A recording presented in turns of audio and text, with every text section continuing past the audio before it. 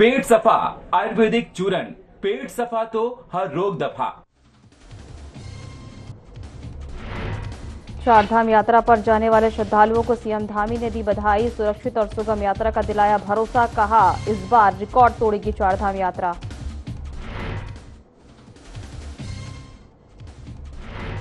CM Pushkar Singh Dhami ने अक्षय तृतीया की दी बधाई। पर्व को मांगलिक कार्यों के लिए बताया शुभ। सभी के सुख समृद्धि की कामना।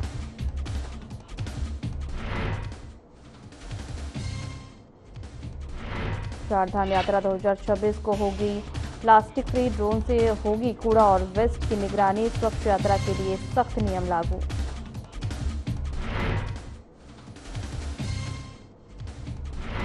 देहरादून में मधुमक्खी पालन को बढ़ावा दे रही है सरकार। उत्तराखंड शहद उत्पादन में 8वें स्थान पर। किसानों को मिल रही है सब्सिडी और योजनाओं का लाभ।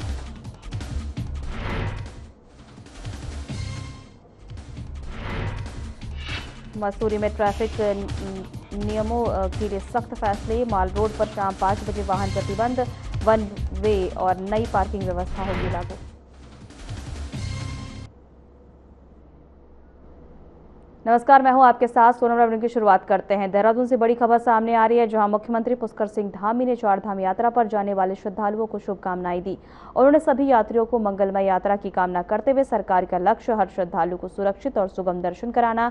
सीएम ने विश्वास जताया कि इस बार यात्रा नए रिकॉर्ड बनाएगी और श्रद्धालु सकारात्मक अनुभव लेकर लौटेंगे। उन्होंने सभी विभागों को बेहतर समन्वय के निर्देश दिए हैं और यात्रा में तैनात पुलिस कर्मचारियों व अधिकारियों से जिम्मेदारी के साथ कार्य करने की अपील की है। मुख्यमंत्री पुष्कर सिंह धामी ने प्रदेशवासियों को अक्षय तृतीया के पावन पर्व की बधाई और शुभकामनाएं दी है। उन्होंने कहा है कि वैशाख माह की तृतीया तिथि को मनाया जाता है।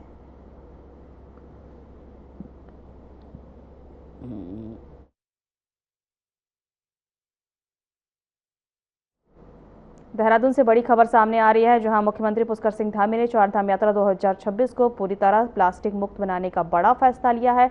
इसके तहत ड्रोन से कूड़ा और प्लास्टिक वेस्ट की निगरानी की जाएगी और कमांड एंड कंट्रोल सेंटर स्थापित होगा। कूड़ा फैलाने वाले पर सख्त कार्रवाई होगी। हर दुकान पर वेस्ट मैनेजमेंट अनिवार्य किया जाएगा। मनी बैंक योजना भी लागू होगी।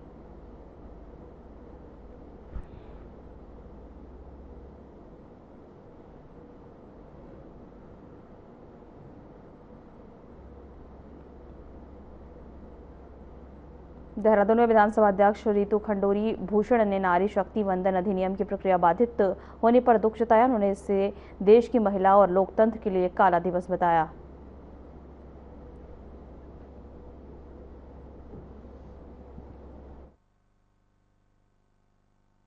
सभी को नमस्कार। आज आप सभी जानते हैं कि भारत के संसद में आज जो हुआ वो हम सब के लिए बहुत ही दुर्भाग्यपूर्ण और दुखद रहा। संविधान का 131वां संशोधन अधिनियम 2026 जो कि नारी शक्ति वंदन अधिनियम 2023 को क्रियान्वित करने के लिए आवश्यक था, आज भारत की संसद में पास नहीं हो पाया। ये हम सब बहनों के लिए काला दिवस है। आज हम सब बहुत दुखी हैं और परेशान हैं। हल्द्वानी के परासर प्रशिक्षण केंद्र में वार्षिक जिला योजना की बैठक का आयोजन हुआ, जिसमें प्रभारी मंत्री खाजान दास और कैबिनेट मंत्री राम सिंह गेड़ा, जिले के सभी विधायक, ब्लॉक प्रमुख, जिला पंचायत अध्यक्ष सहित अधिकारी मौजूद रहे। देखिए, जो आज जिला योजना की बैठक में जो बजट यहाँ पर रखा गया वो विभागवार उसका बंटवारा किया जाएगा माननीय प्रभारी मंत्री जी के माध्यम से।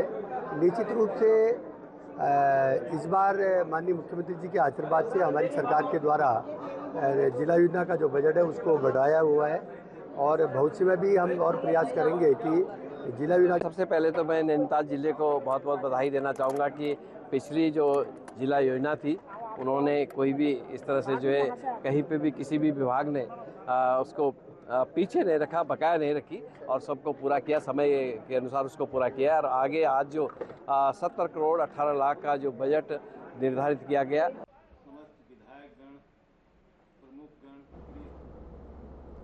अल्मोड़ा के नए नियमों के सख्त पालन के बीच एक मामला सामने आया है, जहां कैबिनेट मंत्री रेखा आर्या के काफिलों में शामिल एक वाहन नियमों के विपरीत चलता नजर आया है।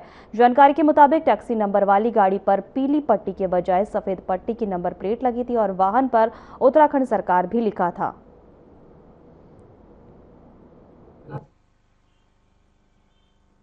देखिए, मुझे लगता है कि हमारी सरकार पूरी तरीके से नियम के साथ, कानून के पालन के साथ में जीरो टॉलरेंस से काम करती है।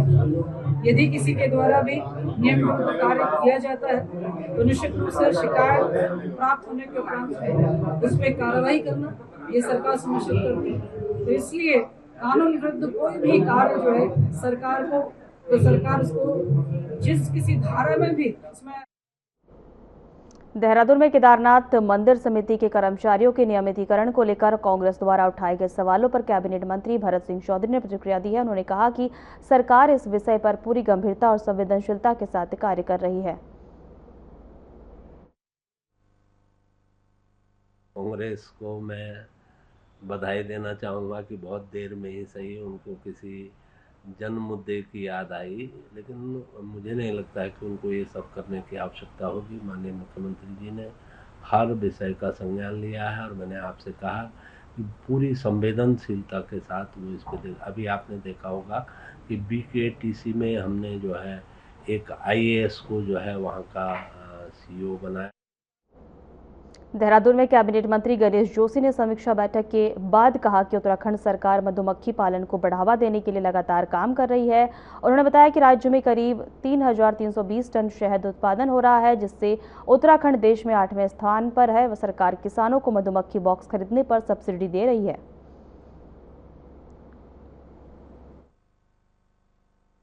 हमारी सरकार मौन पालन को लगातार बढ़ावा दे रही है। आज 3,320 टन उत्पादन के साथ हमारा छोटा सा राज्य मौन पालन में देश में 8वें स्थान पर है। अभी हमने मौन पालन नीति कैबिनेट से पास की, जिसमें 111 करोड़ रुपए की व्यवस्था। उत्तराखंड में कांग्रेस प्रदेश अध्यक्ष गणेश गोदियाल ने महिला आरक्षण बिल पर बयान दिया है। उन्होंने कहा कि लोकसभा में पेश तथाकथित महिला आरक्षण संशोधन बिल को लेकर भाजपा कांग्रेस पर आरोप लगा रही है, जबकि सच्चाई यह है कि महिला आरक्षण का मूल कानून 2023 में ही पारित हो चुका है।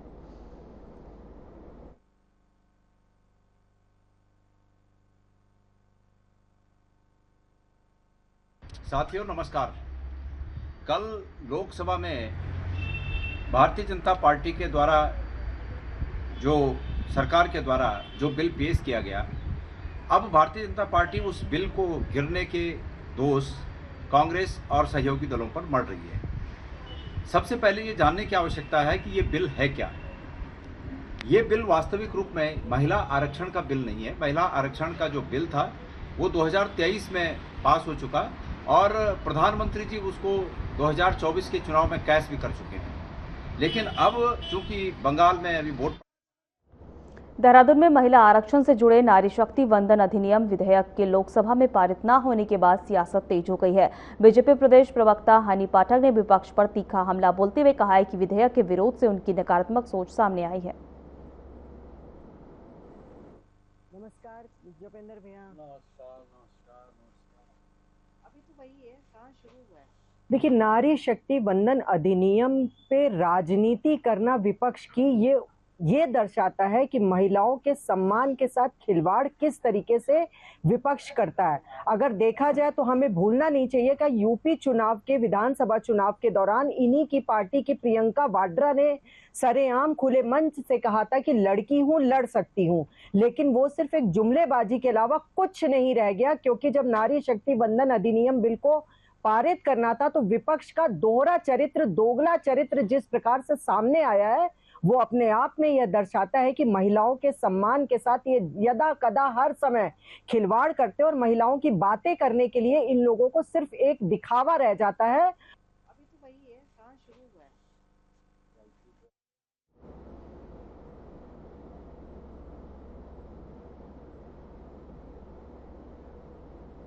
देहरादून की मसूरी विधानसभा सीट को लेकर सियासी हलचल तेज हो गई है। 2027 चुनाव से पहले दावेदारी की संख्या लगातार बढ़ रही है। वहीं मौजूदा विधायक और कैबिनेट मंत्री गणेश जोशी ने सामने अब नए चेहरे भी सक्रिय हो गए हैं।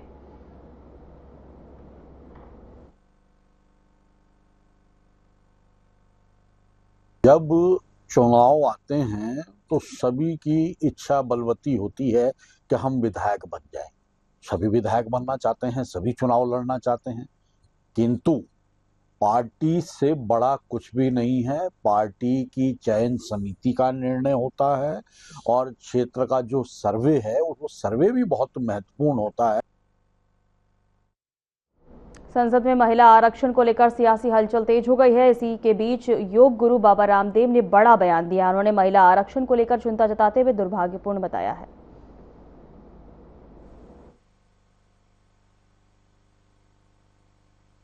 आरक्षण का सदन में गिरना बहुत दुर्भाग्यपूर्ण है। भारत ने तो यत्र नार्यस्तु पूज्यन्ते रमन्ते तत्र देवता का उद्घोष किया है और हमारे तो आध्यात्मिक दृष्टि से, सनातन की दृष्टि से सारे मंत्रालय महिलाओं के पास हैं। गृह मंत्रालय लक्ष्मी जी के पास, हमारा शिक्षा मंत्रालय हमारी सरस्वती जी के पास और हमारा जो रक्षा मंत्रालय जो है वो दुर्गा भवानी जी के पास। तो हमारी तो सारी जो सनातन की व्यवस्था है वो मातृ केंद्रित है और उसमें महिलाओं के सम्मान का आरक्षण का गिरना यह बहुत ही शर्मनाक है। हल्द्वानी में बजरंग दल के कार्यकर्ताओं ने राष्ट्रपति को ज्ञापन सौंपा है। आपको बता दें कि देश में बढ़ती कथित असामाजिक गतिविधियों को लेकर कार्यकर्ताओं ने सिटी मजिस्ट्रेट के माध्यम से राष्ट्रपति को ज्ञापन सौंपा है। देखिए, एक छोटा सा मुद्दा नहीं रहा है, बहुत बड़ा काफी टाइम से चल रहा मुद्दा है। सबसे पहले जागरूक होने की जरूरत हमारे हिंदू समाज को है। हम अपनी बच्चियों को कैसे अवगत कराएं कि लोग आपको बहला फुसला करके आपको गलत रास्ते पर ले जा रहे हैं। इसकी शुरुआत हर घर से होनी चाहिए। जिस तरीके से अपने लोग सहेलियां बनाते हैं, अपने दोस्त बनाते हैं, अपने साथी बनाते हैं, अपने पड़ोसी, लेकिन जब भी उनको जागरूक करना है तो उन्हें बताना है कि कौन आपको गलत राह पे ले जा रहा है। जन्म देना वाले जो माँ बाप हैं वही अपने बच्चियों को संभाल सकते हैं और समझा सकते हैं। हम अपने धर्म के बारे में लोगों को बताते ही नहीं है। वो कहते हैं आप केवल पूजा करो, हम लोग हैं धर्म चलाने के लिए। समाज से हमारा आह्वान यही है कि संस्कार पहले परिवार से ही प्रारंभ किया जाए, परंतु हमें बार बार ये देखने को आ रहा है कि हम चाहे कितना ही सतर्क रहें, जितनी देर में हम अपनी बच्ची को कुछ सिखा पाते हैं उतनी देर में ही मुस्लिम समुदाय किसी नए षड्यंत्र के साथ हमारे बीच आ जाता है। हमारा ये जो लगातार एकत्रीकरण हो रहा है ये उसी दिशा की ओर है।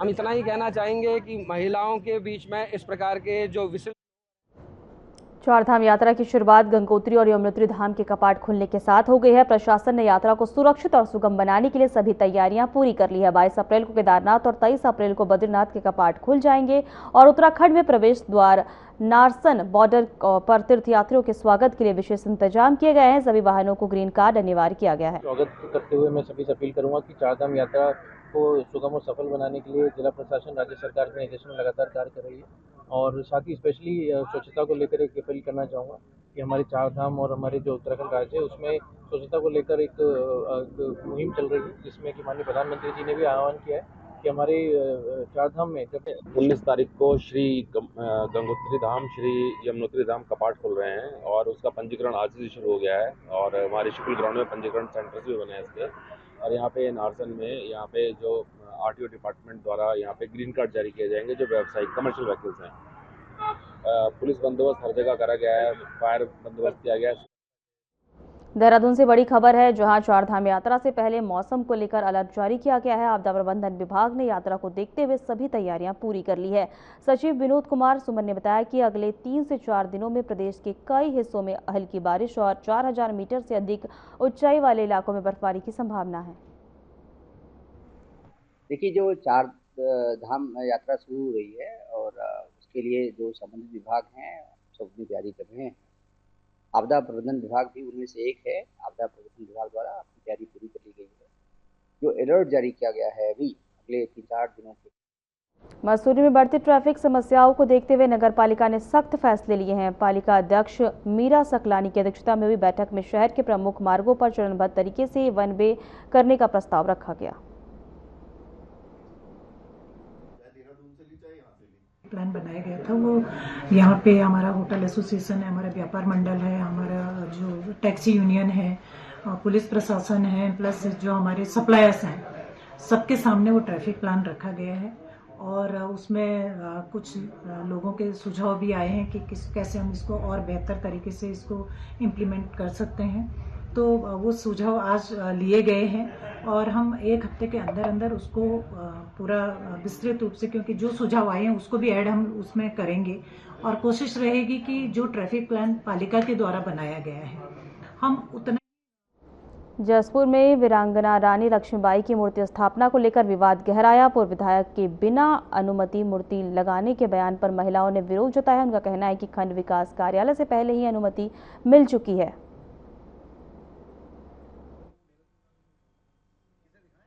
बार बार पूर्व विधायक द्वारा एक आरोप लगाया जाता है कि बिना प्रशासन की मंजूरी के वहाँ काम चल रहा है। पहली बार मैं उनसे पूछना चाहता हूँ, 3 बार वो भी यहाँ से विधायक चुने गए, क्या उन्होंने विधायक निधि से काम ऐसे ही कराए?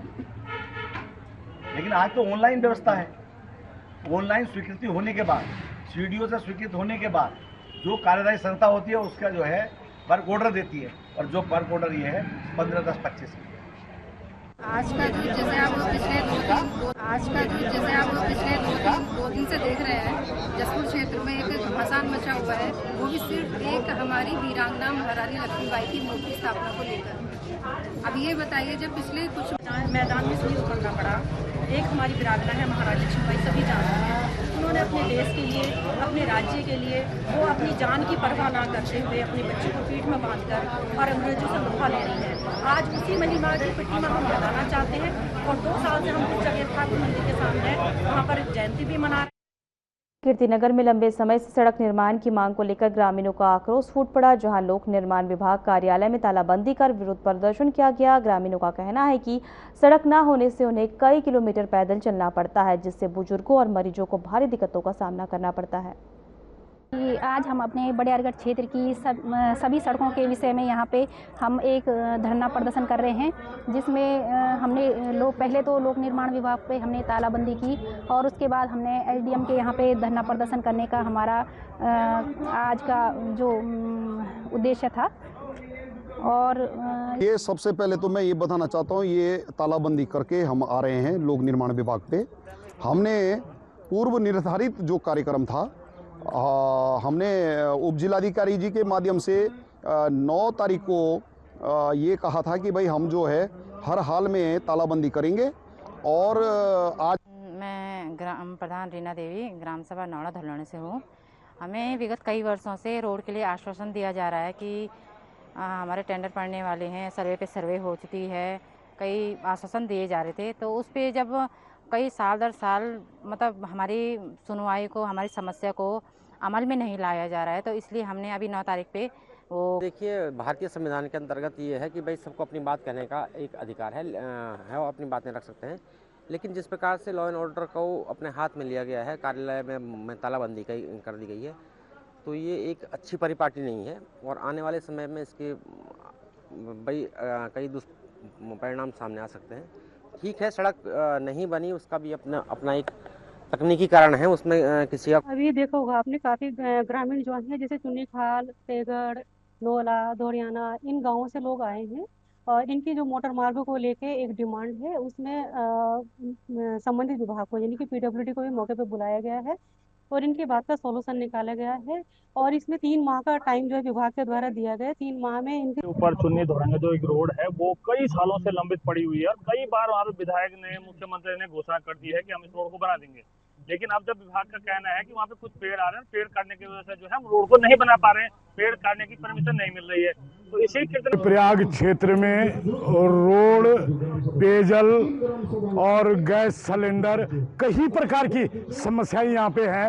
यहाँ पे बीजेपी के विधायक 9 साल।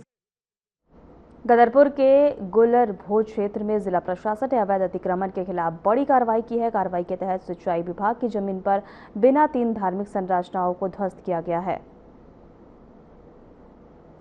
देखिए, कोतवाली गदरपुर चौकी गुलरपुर क्षेत्र के अंदर सिंचाई विभाग की जमीन पे कुछ अवैध अतिक्रमण था। इसमें सिंचाई विभाग के द्वारा जो है पुलिस फोर्स की वहाँ की गई थी। इसके तहत जो है 3 सीओ और अन्य अधिकारी कर्मचारी जो है वहाँ पे नियुक्त किए गए थे ताकि सुरक्षा व्यवस्था बनी रहे। ये अतिक्रमण से भी कुछ नहीं है, वो हमारी जमीन में तो बनाना रखा उन्होंने, उनका भी रहना चाहिए। अरे वो कह रहे हैं मेरा जो है कैसा हटाओ, तो उसका उनका हटा नहीं रहे और हम कह रहे हैं 15 दिन का टाइम दे दो, तो हमें भगा दिया गया और हमें जो हमारी मस्जिद शहीद कर दी गई। कल हम रात में 10 बजे अपने घर को आए रोते हुए, तो क्या करें बताइए? पांडे जी के क्यों नहीं हटाया? पांडे जी कह रहे हैं, पांडे जी ने लिख के दिया है, एक विधायक लिख के दे रहा है कि मेरा ये यहाँ से हटाओ। वैसे तो बने को आज तक नहीं टूटी। आज इतनी जल्दीबाजी में प्रशासन ने कार्रवाई करी, क्या कारण रहा है सर? अब हमें तो खैर मालूम नहीं भैया क्या करा क्या नहीं, ये तो उसे ही पता होगा, पुस्तक धामी को या उसे होएगी मैडम को पता। देहरादून में वरिष्ठ पुलिस अधीक्षक ने पुलिस लाइन का निरीक्षण कर व्यवस्थाओं का जायजा लिया है। इस दौरान उन्होंने परेड की सलामी ली है और पुलिस कर्मियों को फिटनेस भी परखी है।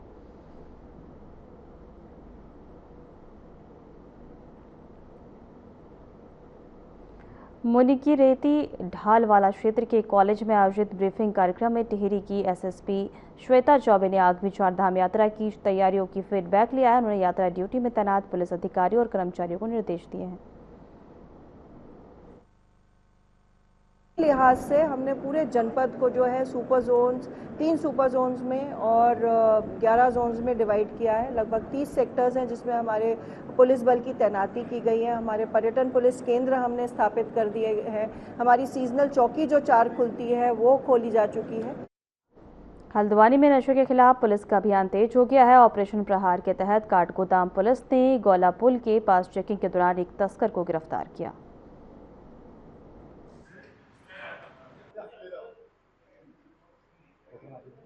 ड्रग्स फ्री उत्तराखंड मिशन को साकार करने के लिए ऑपरेशन प्रहार जो पीएचक्यू द्वारा चलाया गया है, उसमें एसएसपी नैनीताल महोदय के नेतृत्व में लगातार कार्रवाई की जा रही है।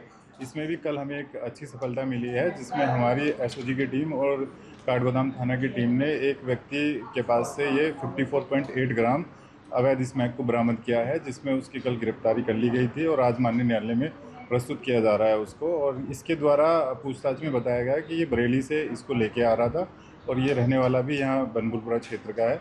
और हरिद्वार के चारधाम यात्रा से पहले धार्मिक आस्था और प्रशासनिक तैयारियों का संगम देखने को मिला। वहीं आपको बता दें कि गढ़वाल कमिश्नर ने पैड़ी पहुंचकर मां गंगा का पूजन किया।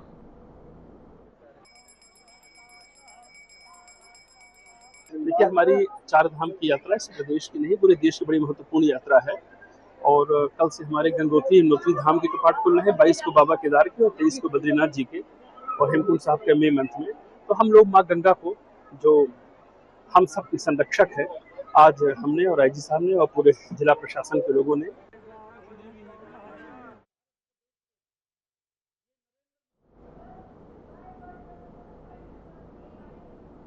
फिलहाल हमारे खास बुलेटिन में इतना ही। नमस्कार।